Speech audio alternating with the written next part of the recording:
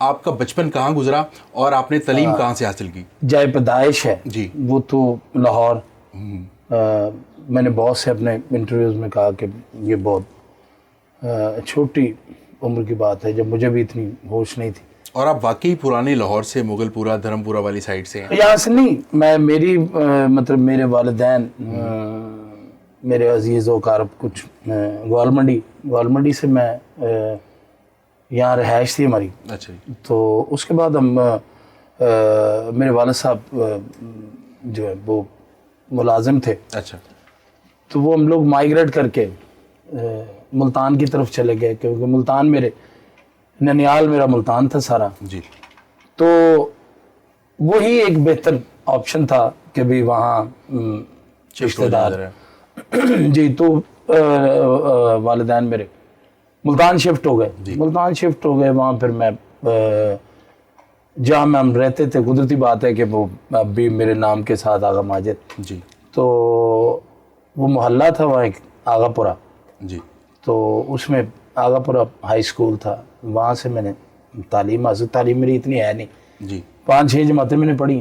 ٹھیک ہو گیا. تو مگر لگتا نہیں ہے آپ کی پرسنالٹی کو دیکھ کے نا، ایسے لگتا ہے کہ آپ نے تعلیم کو پوری طرح اخذ کیا اپنے اندر. نہیں، یہ اللہ کا کرم ہے. میں ہر چیز جو ہے نا اس کی مہربانی سے، اس کی مہربانی کے علاوہ اس کی کرم نوازی سے ہوتی ہے. تو وہ آغا پورہ محلہ سے میں نے 5ویں کی جو مڈل اسکول تھا. جی. تو اس کے بعد وسائل اتنے نہیں تھے کہ تعلیم حاصل کی جاتی، کیونکہ اکیلے والد صاحب تھے. جی. 7 بہن بھائی تھے ہم لوگ. تو غربت کو تو بہت قریب سے دیکھا ہوگا آپ نے. غربت کو جھنجھوڑا غربت نے. سر غربت نے تو مطلب میں نہیں سمجھتا کہ میں سچی اور اللہ کو حضرت سے جان کے یہ بات کرتا ہوں. اس سے انسان کا قد چھوٹا نہیں ہوتا. نہیں بالکل، اس کا قد بڑھتا ہے. بالکل ایسے ہی ہے جی. کہ میں نے غربت کی آخری سطح جو ہے نا وہاں دیکھا اپنے آپ کو. تو اس سے نکلے کیسے؟ بیکاز لوگ تو بڑے مایوس ہو جاتے ہیں اور سمجھتے ہیں کہ اس کے بعد تو زندگی ختم ہو گئی ہے. نہیں دیکھیں، تو آپ کو کس چیز نے موٹیویٹ کیا اس سارے سینیریو سے نکل کر ابھر کر آغا ماجد بننے کا؟ نہیں، اس وقت مجھے موٹیویٹ نہیں کیا اس لیے کہ مجھے تو اس وقت جتنی میری عمر تھی نہ مجھے یہ پتا تھا کہ اس سے نکلنا کیسے ہے. جی.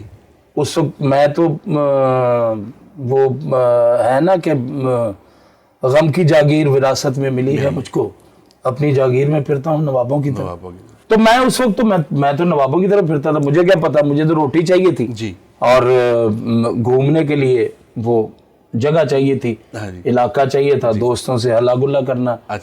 مجھے کیا پتا تھا کہ اس غربت سے کیسے نکلنا ہے. اکیلے والد صاحب کمانے والے تھے. جی. تو ایک بچہ خواب تو دیکھتا ہے نا، مختلف خواب آپ نے دیکھے ہوں گے اس دور میں. نہیں، میں سچی بات آپ کو بتاؤں، میرے کوئی خواب نہیں تھے. اور میں آج جس جگہ بیٹھا ہوں میں حلفاً یہ بات کرتا ہوں کہ میرے آج بھی کوئی خواب نہیں ہے، کچھ نہیں ہے. تو آپ صرف خدا کی عطا پہ خوش ہوتے ہیں؟ اس کی عطا پہ خوش. اور میرے اپنے جو میں ہمیشہ یہ کہتا ہوں کہ میں نے اپنے معاملات تمام تک اپنے اس سونے رب پہ چھوڑے ہوئے. بے شک. اور میرے کسی بھی معاملات میں آج تک مایوس نہیں ہوا. بالکل صحیح کہہ رہے ہیں آغا صاحب. آپ بچپن میں شرارتی تھے؟ شرارتی تھا. اور کوئی ایسی شرارت جو آج تک آپ کے ذہن پر نقش ہو؟ شرارت تو اتنی ہوتی تھی کہ مجھے بھی کوئی ایسی شرارت جو آپ کو یاد رہے گی؟ چھوٹے تھے تو ہمارے محلے میں نا جی ایک وہ بزرگ ہوا کرتے تھے. اتنے بھی بزرگ نہیں تھے جی. تو وہ نا رات کو گلی میں اس وقت رواج تھے جی کہ لوگ گلیوں میں سوتے تھے. آج تو اللہ معاف کرے خوفزدہ لوگ جی، بڑا مشکل ہوتا ہے. تو وہ گلی میں نا جی وہ سوتے تھے وہ بزرگ چارپائی پہ.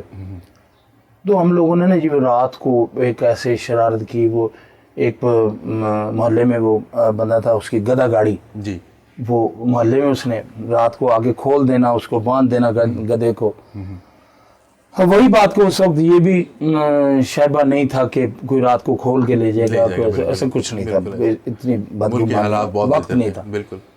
تو اس میں وہ رات کو نا جی ہم نے کیا کیا کہ وہ اس کو گدے کو کھول کے نا جی تو اس کی رسی جو وہ اس چارپائی کے ساتھ باندھ کے نا اتنی عقل بچے تھے، اتنا شعور تھا نہیں. میں آج بے شمار دفعہ جب مجھے یاد آتا ہے تو میں اللہ سے بھی اور اس بزرگ سے بھی میں باقاعدہ معافی مانگتا ہوں کہ یا اللہ کم عمری میں سر مجھے ہو جاتا اس ہے، بات کا علم نہیں. بالکل ایسی آج اگر میرا بچہ ایسی حرکت کرے تو میں جوتے ماروں گا. بالکل ایسی. تو وہ نا جی وہ ساتھ باندھ کے نا جی تو اس کو گدے کو چھیڑ دیا. ہاں جی وہ بھاگ پڑا بیچارہ, وہ ساتھ چارپائی بھی لے کے بھاگ پڑا.